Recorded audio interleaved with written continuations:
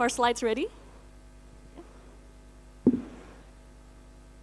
Okay, here we go. Hi, I'm so happy to see that there are so many of you in the audience today. So as you can see from the title, today we are going to talk about how you can build your voice and also grow your community on LinkedIn. But before that, I want to introduce myself first. So hi, my name is Alita, and I am a community manager here at LinkedIn. So as a community manager, my role is really to give support to what we call the voices on the platform. Basically, those are people who are creating content and building their voice on the platform. And with me on stage, I have my teammate, Tingwei, who is a news editor here at LinkedIn. So we sit within the LinkedIn editorial team. Okay, now seeing that we are on the ESG stage, so we want to address what's actually the link between ESG and also LinkedIn. And it is the ESG conversations that happens on LinkedIn. We see that ESG topic is a topic that is increasing in popularity on LinkedIn. And what we do see is that we see lots of executives coming on LinkedIn to talk about the environmental impact of their business, especially with COP29 coming in the corner, I think on November 11, it's starting. And of course, there's also, I would say, the social aspect, right? Where there are issues such as diversity or empowering women in the workforce. These are topics that lots of people in the region are actually very passionate about.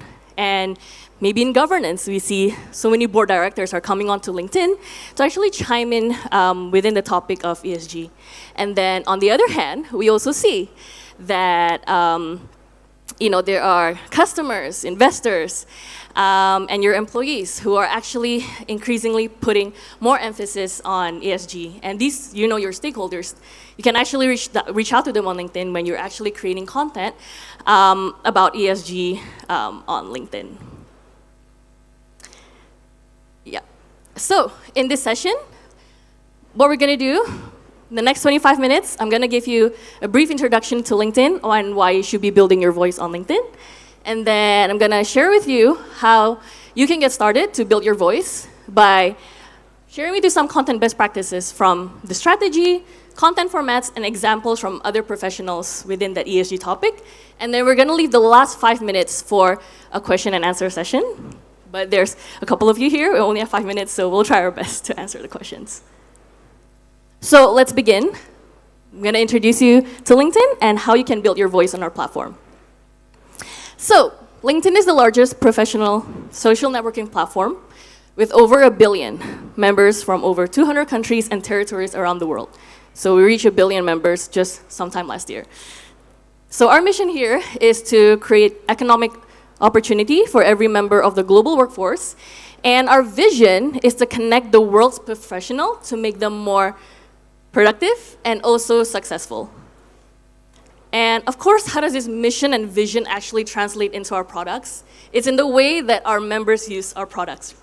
So here are some ways, right? The first one, job seeking, as LinkedIn is famously known for, where the platform can connect you to job opportunities. I still remember when I was in university, looking through LinkedIn and scouring through jobs, finding opportunities for myself. It's been some time. And of course, LinkedIn is also a platform where you can network. So you can meet and build connections with people in your industry. But over time, we see that there's the shift where people are coming onto LinkedIn to build their professional brand and grow their voice. And how do they do this? Is by sharing stories, knowledge, and experience within the LinkedIn community. And why should you build your professional brand? Because LinkedIn connects its members with high quality knowledge and information that can help them stay informed and excel in their professional lives. So as mentioned previously, there's a lot of startup founders here. Can also connect you with people you need to help to grow your company, from customers and employees to investors. And why you? Because LinkedIn can help you and your organization reach new audiences and build relevant communities around your content. Okay, so now you know a little bit more about LinkedIn and why you should grow your voice on LinkedIn. Then we're going to get you started to actually build your voice on LinkedIn by creating content on the platform.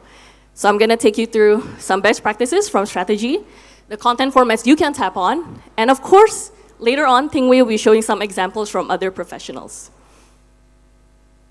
Okay, as we get started on this section, let's find out what do our members actually find most engaging on the platform.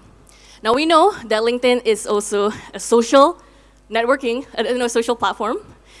So we don't create content for the sake of entertainment, but we actually create content that is grounded in knowledge and also advice. And these are the content that actually our members find most valuable. And if we were to also deep dive a little bit into this, the kind of content that our members find most engaging, one, the post actually speaks to a distinct audience. So you want to consider that every piece of content has its own TAM, so total addressable market. For this factor, you want to ask yourself this question: who is my content relevant to? The second thing, the author, you're writing in your core subject area. Again, ask yourself this question: am I the authority in this thing that I'm talking about? The third thing is that the post has perspective. So on LinkedIn, generic information is actually less rewarded than a post that's offering personal perspective and also insights. And then lastly, the post has meaningful comments. So again, with LinkedIn, we reward posts that get comments that are actually responding to the content, as opposed to what we call the empty comments. You might have seen when people just comment things like, great, so true, or even sometimes it's just like, a thumbs up. So LinkedIn also considers who these commenters are. So for example, it's a post about some marketing topic. Are they reaching marketers? And now, as you get into planning for your content, I also want to share with you some ideas, some content ideas, some topics that you can actually tap on as you become more and more active on LinkedIn. So the first one, really popular one, lots of people like to tap on this, is actually sharing about industry news and insight. And this is because members want to keep up with what's happening in their business environment. Secondly, I really like this topic group, personal experience / how I work, because lots of members, they want to understand what actual real people go through in their day-to-day.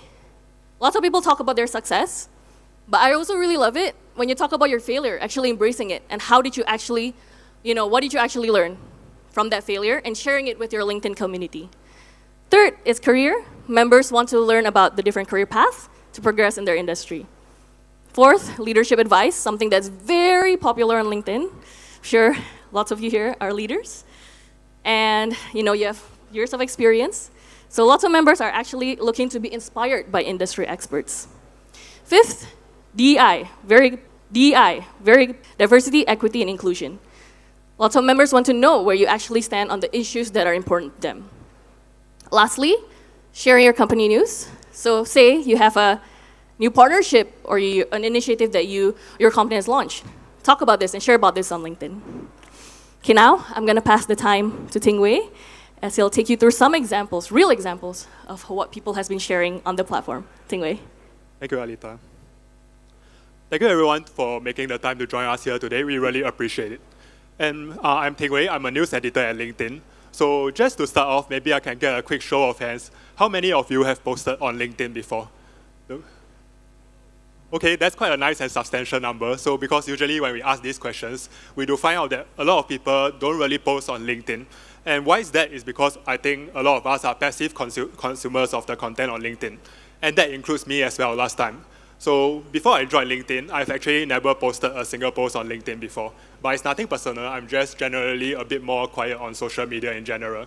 But luckily, they still hired me. So 2.5 years on, I just like to share some tips about what you might be interested in posting on LinkedIn and how to up your LinkedIn game. So I think one question we get from many people is that, they say that they don't know what to post about and they don't know whether they have anything interesting to share or they don't want to come across as overbearing or humble bragging or things like that. So those are all very valid points. But I think how you can start off is to think about it in terms of your target audience and your objective. So in this instance, for example, if you are someone who wants to share your industry knowledge, you want to network with people in the similar industry and kickstart conversations on things that you are really interested in, what you can do is to react to industry news or insights. So Felipe, this chief customer officer at Terrascope, what he did was actually pull up a post linking sustainability to cost savings, and why this is an important proposition for businesses, and he attached it with a video. So I think it's a really good post because if you look at it, the points are quite clearly stated. Point 1, point 2, point 3 isn't too long a post, and he uses videos which are really growing fast on the platform right now. And to further establish your credibility and also kind of expand your network, what you can also consider doing is to share leadership advice, which is something a lot of members on the platform look for. So in this example, this chief technology officer shares his view on how success should be defined not just by profits, but also by the impact on the society and the planet. And to make the message clearer, what he did was just to put this in a picture so that the message pops up quite clearly. And I think moving on, for some of us who are more, sometimes more willing to share, what you can consider is to share personal experiences.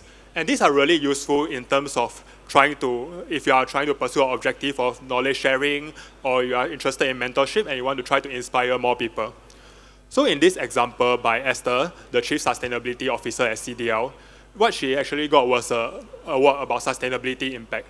But instead of just putting it as a post where she says I got this award and so on, she actually reflected on what it means to make an impact in sustainability. It was more of a personal post, and this kind of posts do work well because people do want to know you as a person, not just what you are like at work, etc.